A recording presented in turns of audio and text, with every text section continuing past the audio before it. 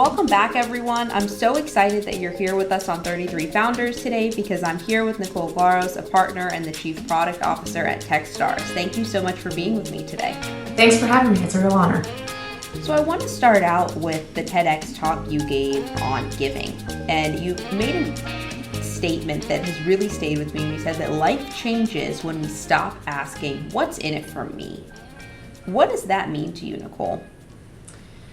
Well, all of the wonderful things that have come to me in my life have been a direct result of me doing something for somebody else first, without asking, without an expectation of compensation or reward. And I think that when you do things for the benefit of others, they want to help you. They want to see you win. They want to see you succeed because you did something out of selflessness, right? And I started to notice that as a pattern in my own life. And then as I became more a study of living, I noticed that it was a real pattern everywhere, right? So I don't ever want to suggest that you should.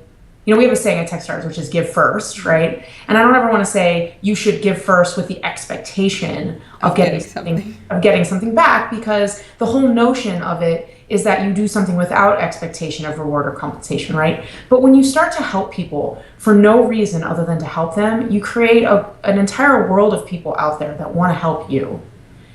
And they want to help you, like it spreads, it grows. So I think the universe kind of works to help you win when you do stuff like that, right? We're connected people. Humans are very social creatures, right? We're not reptiles. Our mammalian nature is one of connectedness. So the more we can help each other get better, it's like the rising tide raises all ships, right? When you help others get better, they want to help you, and that helps everybody get better all around. And I've seen it play out time after time after time. Another insight that you shared in that talk that was an eye-opener for me was focusing also on daily contribution. Giving first doesn't mean that you're solving world problems every minute. It could even mean smiling at someone when you're walking past. What are some little things that you do to make that a part of your life? So I actually really like to pay for the person's coffee behind me. But I like to get out of the store before they figure it out, so they can't thank me. And they're just really little things like that, because if you've ever had that happen to you, you walk around. So exciting. Yeah, and it's the littlest thing, right? It's $2 or $3. It's such a little amount. But when you walk out, if you've ever had that happen to you, right? You walk out and you're like, all right, I have to do something awesome for somebody else. And it ends up spreading in this fun way. So I actually have this, I have a fun story, which is there was a guy that was interested in becoming a Techstars mentor. And he came to the office, and as a thank you to coming to the office, he ended up giving me a credit for an iPad, like a full iPad, right? That's a huge gift. And it was something I felt like I couldn't accept, but he's that kind of guy you can't say no to. So anyway, I went to go redeem the iPad. And in the process of redeeming it, I thought, God, I really can't, this feels wrong to me to take.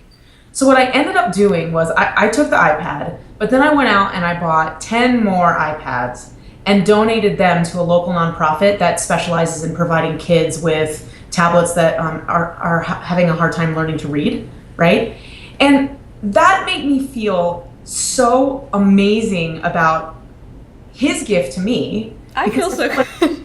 Right, it turned into this great thing. So being on the receiving end of something, it felt kind of awkward, but being on the giving end felt wonderful. And for what it's worth, now I'm actually really close with that nonprofit, and I talk to the management there all the time, and it's turned into this really cool relationship between us. So you just never know where that stuff is going to come from, and it ends up coming back to you in really fun ways. So on the business side of things, another way that giving has been a big part of your life is in your career. And that's actually how you got started at Techstars, was hanging around the office and helping out for a month. Tell me about the highlight of the last 6 years at Techstars. Oh my gosh. No pressure. There are so many highlights. I couldn't even pick one. I mean, I think the real highlight has been watching the companies that I've worked with go from sort of the idea phase all the way through fabulous company, right? I mean, Sphero was an early company here in the Techstars program. In fact, when they started, they weren't even incorporated, and they were two guys that had just graduated college, and they knew they wanted to build something with robots and cell phones, right? And now their product is featured in the Star Wars movie, and it's so fun to be connected to those kind of journeys, and it's really rewarding. And the flip side is it's also really rewarding being there for companies that struggle, that even fail, right? Watching them go through that and being there as a resource for them is it's part of life, right? The ups and downs are part of life, but being side by side with entrepreneurs as part of their journey is incredibly rewarding for me. When it comes to your own work, we were just sharing how you shifted from being managing director to chief product officer because there's so many things on your plate. You wanted to hone in on some things. You're big on being productive and not busy. What's the difference? Well, productive is when you look at your day and you say, what exactly did I accomplish today? You can't point your finger at the one or two things that will move your product or your company or your role forward, right? I think that at any one week, there's only one or two things that are going to massively move you forward. And people that don't have a clear vision of what those one or two things are and don't actively work on them, they tend to be busy versus being productive.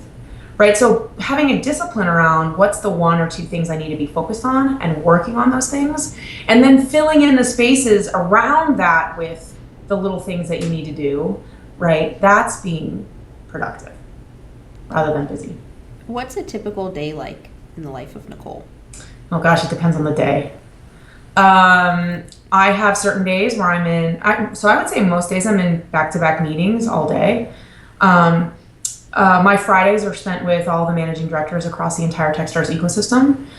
My Mondays are spent with the venture partnership, right? Making decisions on investing in companies. So it can be anything from a board meeting to talking to a community of people like you, to making an investment decision, to working with a founder that's going through a particularly rough time, to working with a managing director that has some questions about how to most effectively run their program.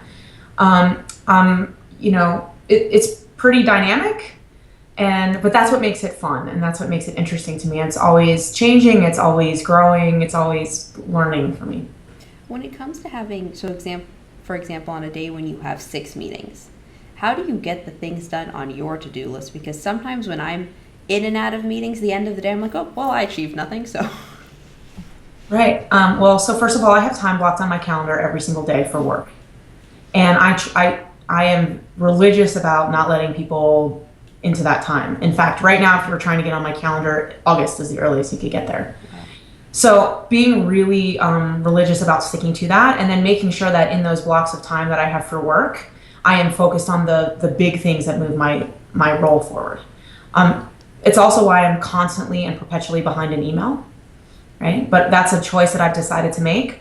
But also the other thing is remembering that part of my job is to support other people in their roles. So by having those meetings, I am unblocking things for them so that they can get their work done better, which in essence helps me get my stuff done better too. So I try to limit the number of distractions that I have. In fact, I literally have a time on my calendar every month where I will take the random meetings. But I limit them, right? And that's why sometimes it can take a long time to get on my calendar. So I think just being disciplined about that stuff is critical to success of productivity. So you have a chunk of time every day that's just uninterrupted to do those priority tasks. Yep. 2:30 to 5 every single day. All right. I'm going to start doing that. So I've been trying to figure out how to optimize productivity, so I'm excited to test it out. Yeah. A great insight that my friend Camille shared with me from First Round Review is that back when she was working at Tesla, every day felt like playing the championship game. How do you bring your A game to work every day? Well, I love what I do. I don't know how to not do that, right? I mean, I can point to the number of days in the last 6 years that I feel like I've worked, Wow. right? I could probably point to them on one hand. So every day is a fun exploration for me. And I think that when you work for a living, it's hard to bring your A game. But when you love what you do, you dive in with like feet first, head, body, shoulders, all the way up over your head, and you love it. It doesn't feel like work. So, I mean, my suggestion to people would be figure out what you love to do and do it, because then you don't work anymore. That's so well put. Another question that I've been so excited to ask from a friend at First Round, Jack Wilden, is when, let's say we were to talk to everyone at Techstars and ask them, how are you going to remember Nicole and the contribution that she made? What do you think they would say? They would probably say very loyal. They would probably say hard to get on her calendar. They would probably say tons of energy, direct feedback, sometimes painfully so. I think a lot of the feedback that I get from people is, hey, you were really scary and intimidating at first, and then after I got to know you, I really learned that you're not. And that's true, that my bark is worse than my bite, right? But it's a little bit of a defense mechanism of my own on how I try to get through everything that I need to get through and how I push through my day. So I think most of the feedback would be really positive. I hope so. But I definitely think you would get the sometimes she can be hard to talk to because you never get enough time with her. What advice would you give to best give someone direct feedback? State facts, not opinions. Right? It's really easy to say, hey, that sucks. But that's an opinion. Mm-hmm. But saying something like, hey, we're looking at your KPIs and the numbers just aren't hitting. Let's talk about the reasons why that might be happening and solutions around it, is a lot better approach to saying, hey, your marketing sucks. Right? So learning how to talk in fact and take opinion and emotion out of the conversation is a learned skill. Right? I don't think it comes naturally to most people, but I think practicing on how to have difficult conversations and give direct, unemotional feedback is really important. Love it. So I want to shift gears for a couple of minutes and chat about your work investing. One of my favorite insights from David Tisch, who used to work with you guys, is he said there's no script. You have to stop somebody in their tracks. That's how you're going to get an investor's attention. What stops you in your tracks when someone's pitching to you? Often creativity. So something unusual, something I haven't seen before will stop me in my tracks. I mean, this is really cheesy, but actually a good looking deck will stop me in my tracks simply because somebody's put the time and effort in to make it look good, and that inappropriately translates into they're paying attention to the details in their business. And clearly that's not always the case, but sometimes a good looking deck does. Something I've never, but it usually falls into something I've never seen before, right? So if you're the fifth time I have seen the Instagram for whatever, or the Uber for whatever, it's just not interesting because I've seen it 10,000 times.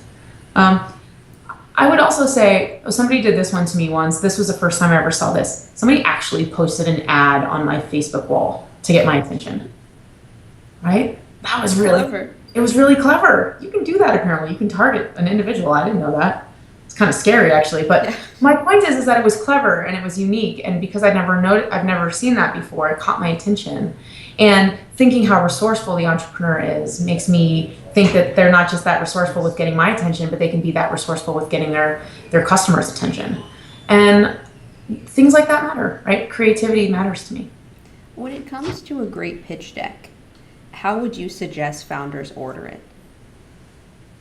There's a pretty good formula for this. It's launching with the number one thing that's going to catch my attention.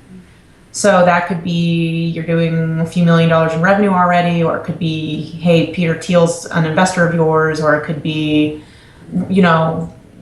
I don't know, you graduated from Harvard, you know, top of your class. Whatever the thing is, you're the biggest thing for you.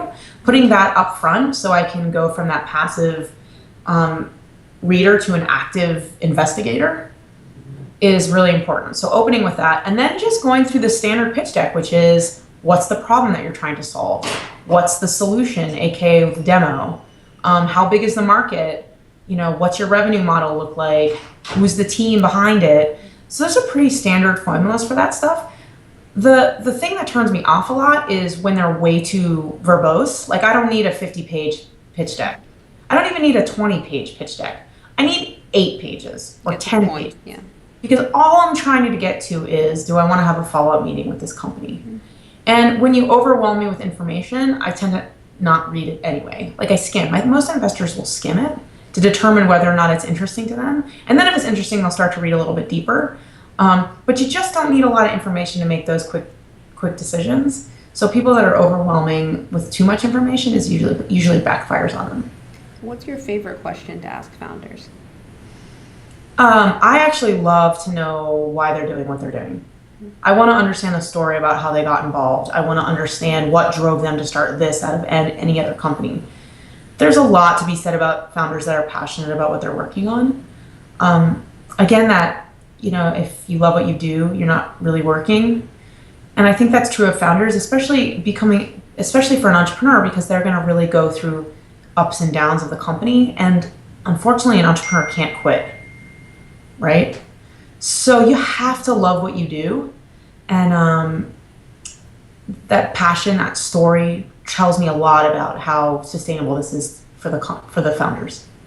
When it comes to the storytelling aspect of startups too, part of it is being able to tell a moving story that gets people excited to join your team and stay on your team for the long run. You've shared before that 65% of startups fail because of bad communication. How can you reverse that? Teaching them good communication. What is good communication?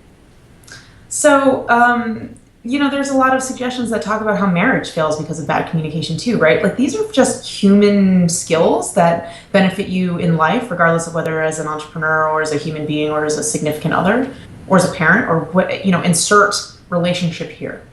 I think part of it is learning how to have difficult conversations, learning how to do so in an unemotional way, learning how to use facts rather than opinions, learning how to take an active approach with communication, like not waiting until things fester, but rather coming out early and saying, hey, you know, I really feel unappreciated when you don't return my phone call within 24 hours, you know, as opposed to saying, I get really pissed off when you don't call me back.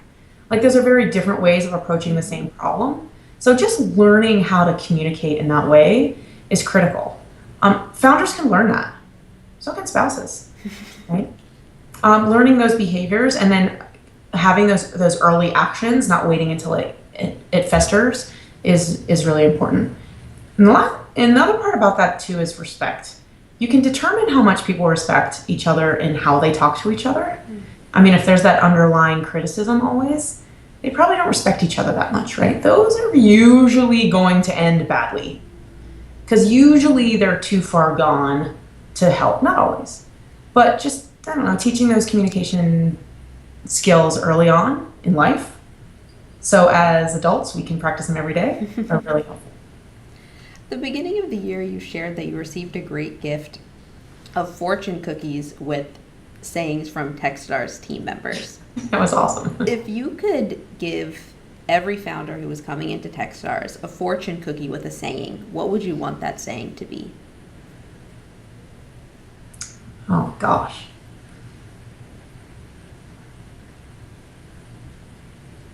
I'd probably be the best in the world. Right? Yeah. It takes the same amount of work, I think, to be good as it does to be great. Mm-hmm. But I think that the line is fear. People have a hard time crossing into greatness because of fear of failure a little bit. But what do you have to lose? I mean, I don't know. It's one life. So even if you go bankrupt, like but you're smart. You can rebuild yourself. Rebuild it. So I would say focus on being the best in the world. And I think when people think that big, we get a lot more fantastic companies out of it. I love it. Last question. You've shared that you would tell your 16-year-old self to listen to your parents. This is when you were saying that they shared some great advice with you about building relationships, and you said, maybe I should have just told myself to listen. I have been thinking about that so much lately and how much more productive I could have been if I would have listened. What are a couple of the lessons that your parents taught you that you did listen to that have stayed with you and guide everything you do today? Family first. So my husband is my anchor and my rock and my soulmate, and I am so glad that I have a phenomenal relationship at home, and I work really hard on it, right? When you can have a solid foundation at home, it makes the rest of the things that you're trying to tackle a lot easier to tackle, because you know at the end of the day you can always go home to safety, if that makes sense, right? So family first. I was raised to believe that I was special and that I was also blessed, and I grew up believing that, right? And I actually wish everybody had that belief, because the notion of being blessed makes you grateful for everything that happens to you. And I mean, I've worked really hard to get where I am, but I'm also unbelievably grateful for the people that opened doors for me and believed in me. And without those people, I don't think I could be where I am. And I believe that I'm special, but you gotta live up to it. You gotta work for it. You can't just rest on that, right? You're not awesome because people tell you you're awesome. You're awesome because you work at making yourself awesome. So I don't know. I think those were things that I listened to, that I believed, but those beliefs helped me later on in my life. I love it. It reminds me of my own parents. Yeah. Thank you so much for taking the time to be with me today, Nicole. How can everyone stay up to date with what you're working on? You can follow me on Twitter at @nglaros, or you can read my blog, which is nearlynicole.com. Great. Thank you so much. Thanks so much. Look forward to talking to you again.